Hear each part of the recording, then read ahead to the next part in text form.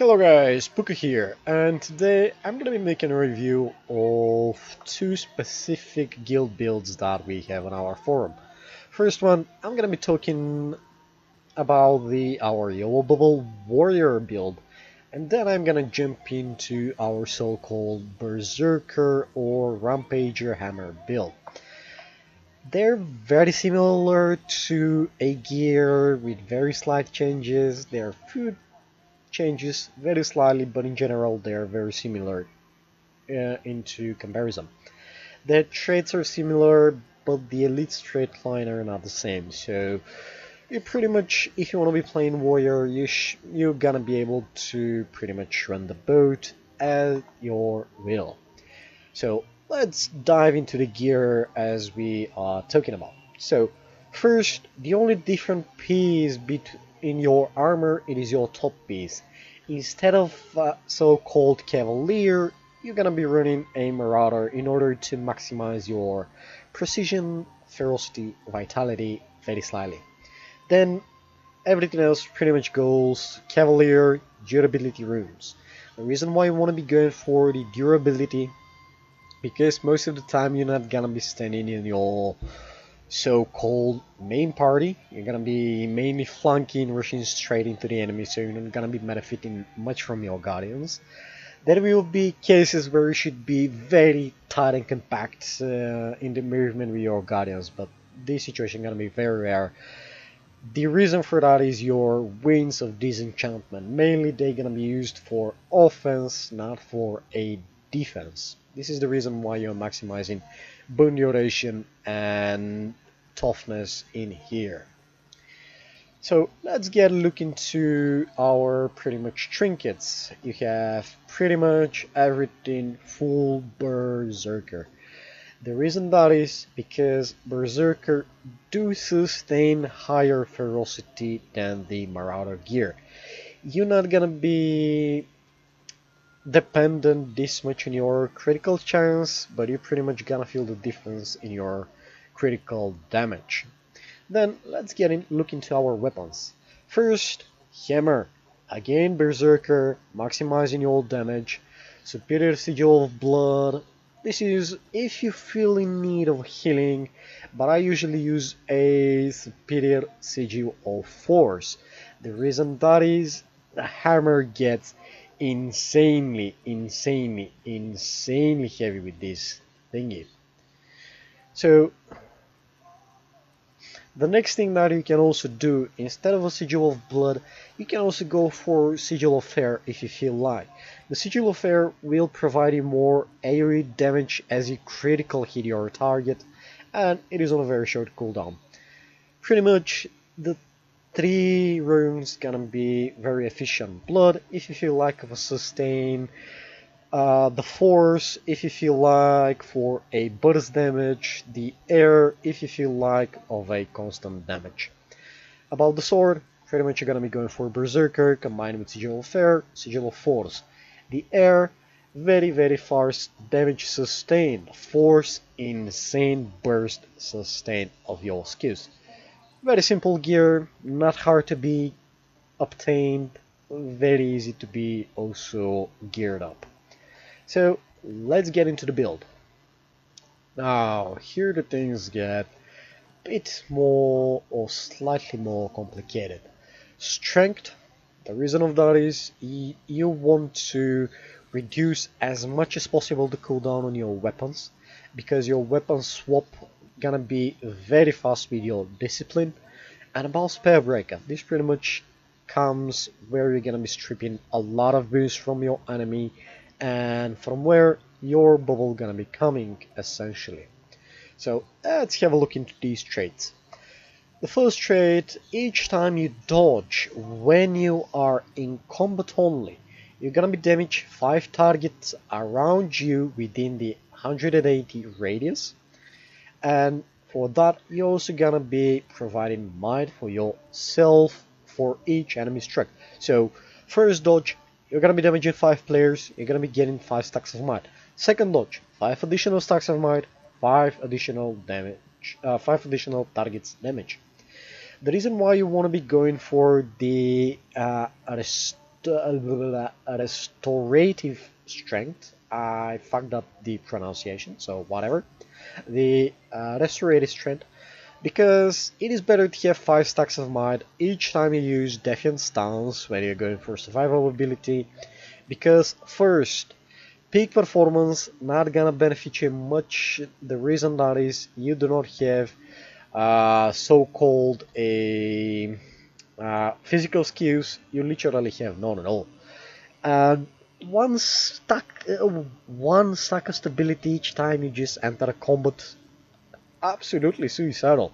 Better to have a each time 5 might when you use a healing skill every 30 seconds. Way better.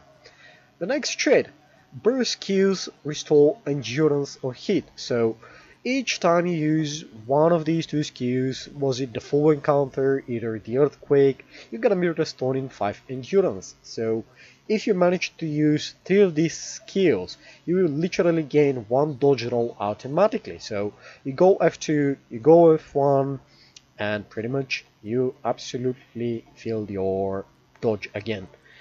Usually you want to be going first for the F1, then for F2, but this pretty much depends on the situation. Then Forceful Greatsword, a very useful trait for your damage. You literally want to be engaging with your sword. The reason that is, when you have your sword equipped, you have 10% damage bonus. Combined with your Sigil of Force, you take 15% passive bonus damage to you.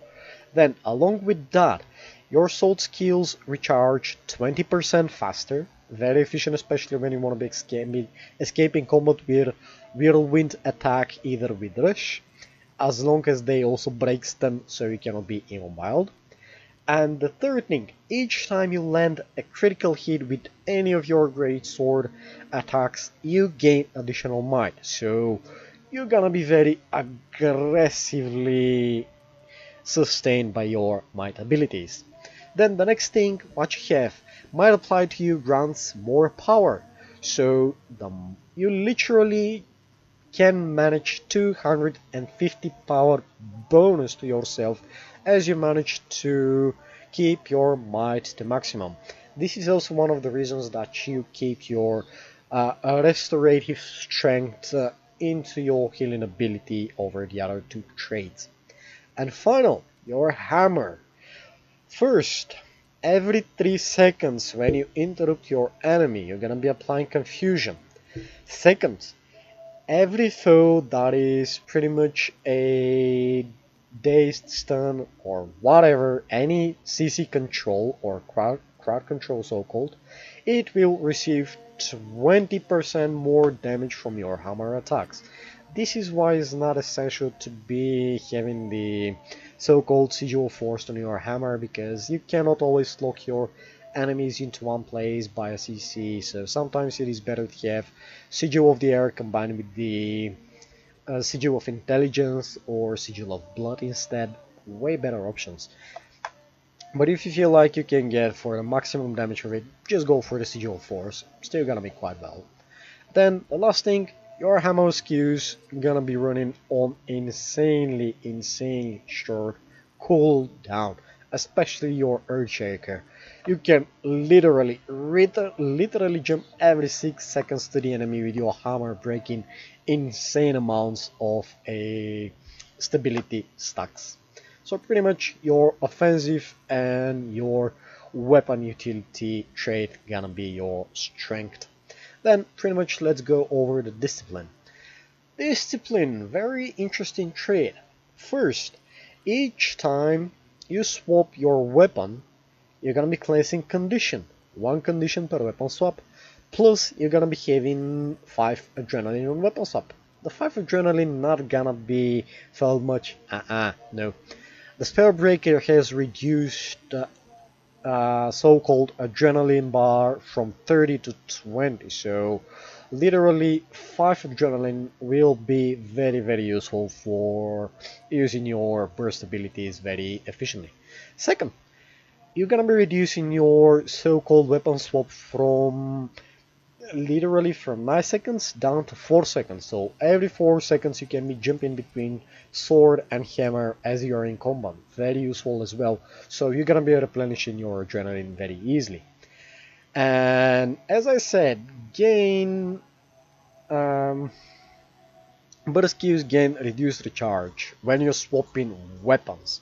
So another beneficial thing. First, you fast your so-called burst skills very faster, which means your Earthshaker can be reduced from 4 seconds back to 2 seconds each cast. Second, you're gonna be gaining adrenaline, and third, you pretty much utilize your weapon swap. Then, first trade over the miners, Warrior's Sprint. You're gonna be running faster each time you're using a melee weapon. So you pretty much have in both weapon tabs, you have melee weapons, hammer and so-called greatsword. You do not use a rifle, you don't use a longbow in order to not be benefiting from this trait. As well, each time you use a movement skill such as rush and the whirling attack, you're gonna be breaking immobile, so immobile is not gonna be very useful on you. And the another thing, you're gonna be having additional 3% damage bonus when you're using a melee weapon, so why not? You're absolutely using 100% time melee weapon, very useful. The next trait, Destruction of the Empowered. These traits give you 3% damage bonus for each boon in your enemy, so the more boons your enemy have, the more bonus damage you're gonna receive. The limit, I think it was 60%, I'm pretty sure did they change that, but still you can utilize your damage bonus very insane high. And last from Discipline, it is pretty much the Burst Mastery. What this trait does, your burst skills gain additional 7% damage as you use them, so 7% damage bonus. Then they restore you 33% of your adrenaline, so you use a burst skill, you swap your weapons, you hit twice, you use your burst skill again. Insanely OP if you ask me. And along with that, each time you use your full encounter, either Arcane Slice, either Earthquake, you're gonna be getting additional 3 seconds of swiftness. So you're not gonna be feeling by any lack of a swiftness. So Discipline pretty much utilize your weapon swap, your adrenaline management, your so-called a burst skill damage management. Then let's have a look into the Spellbreaker. The first one pretty much explains you how your meditation is gonna be working, how your full encounter burst skill works, and some other stuff which you can pretty much read right here. Then let's dive into the Pure Strike. Deal increased critical damage, and this bonus is doubled against boneless foes. Oh, you're gonna say, okay, why do I need this? First, this trait gonna be literally improving your critical damage. So instead of critting for, let's say, 700 damage, this damage gonna be improved by 14%. So when you go for the Winds of Disenchantment, then enemy rush away from this bubble, then go from the break enchantments and start bursting with your hammer, either with your greatsword. Your critical attacks gonna be quite insane because of your Sigil of Force and Sigil of Intelligence going over the hammer. You may be thinking that you can go for either No Escape or the guard counter. I don't think you're gonna feel much of a protection need because you have quite a lot of utilities that can get you away from a combat, so it is better to stick with the damage.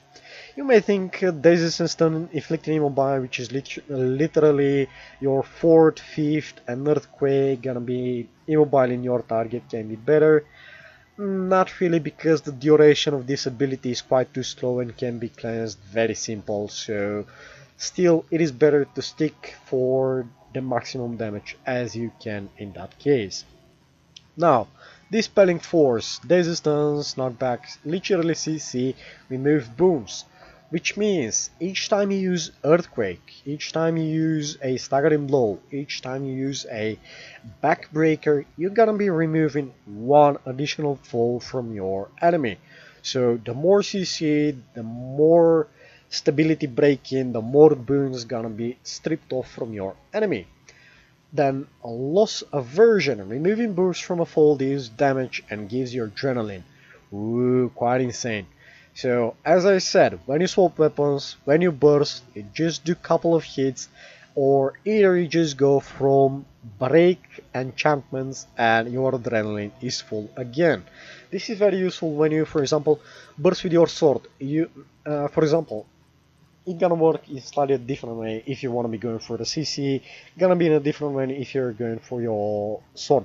So let's say you were on your hammer, you use your skill and it's on a cooldown, then you instantly jump on your sword, you use your skill, and as you jump back to your hammer, you're gonna be able to use Earthquake once, then as you recharge your adrenaline, you jump with the Earthquake twice. So insane damage in CC if you manage to execute that combo. Same goes for the sword. You start with the sword, you go for this, then you back your Arsing Slice. This is gonna maximize your burst over your CC. The reason that is because when your enemy health drops below 50%, you gain additional 50 between 50 and 100% more damage from Arsing Slice on hit. Then you pretty much have attackers inside. What this thing does, each time when you disable foes or when you remove boons, this pretty much is mainly focused over your hammer abilities.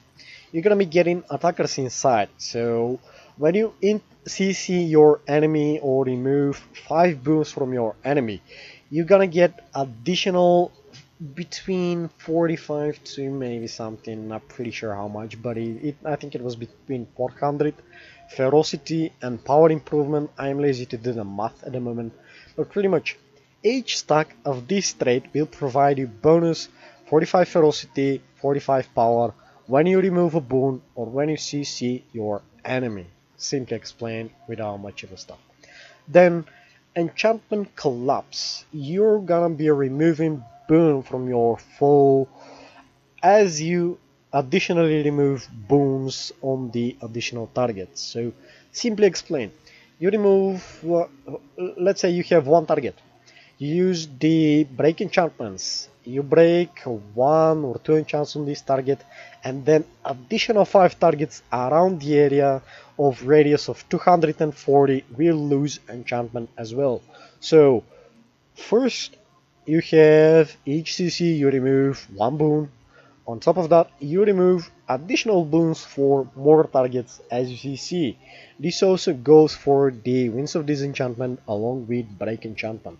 This is very insane stripping over the enemy as you manage to combine it very well with your Scourges. So let's have a short look over the food and the skills. About the food, I suggest Fury Sharpening Stones, as they give you 3% power over your precision and 3% power over your 3% ferocity over your precision. 3% power and ferocity over your precision, simply said. About the food, you want to go for the oysters with zesty sauce, so 10% damage reduction, 70 ferocity above. Very useful offensive defensive food. Then about the skills, as I said, Break Disenchantment pretty much doing damage as you strip your enemies, pretty much unblockable, very on place. Balance Stance, this is your stun break essential, your stability essential skill. Feather Foot Grace, this is your secondary so-called a so-called Stunbreaker. On top of that, you get some resistance along with a super speed. Also, you may be thinking, wait, my resistance and my condition cleansing is not on place, right? Well, here is the deal with this skill. You rush into your enemy, you pop the bubble, then you pretty much move back with whirling attack toward your uh, guardians. If you did not manage to get so far with your whirling attack, you immediately go for Feather Foot Grace, regroup with your enemy, and they pretty much gonna cleanse you if you're full of conditions. It is very useful. On top of that, if you do not have Feather's Foot Grace, I would suggest going with single dodge, then you just go with whirling attack, pop up your bubble, go for defense stance, and then use rush to get back to your party instead of just rushing into your enemy. And pretty much this is how the build works. Very simple, very short, explained. If you have questions, suggestions, anything like that, you know where to find me, either in game, either through mail, in game again, private message, pretty much on the forum, pretty much on our Discord. So feel free to contact me, and I'm gonna be more than happy to help you figure out this build. So see you in a while, showing up the so-called Rampager Hammer build. Thanks for watching, ciao.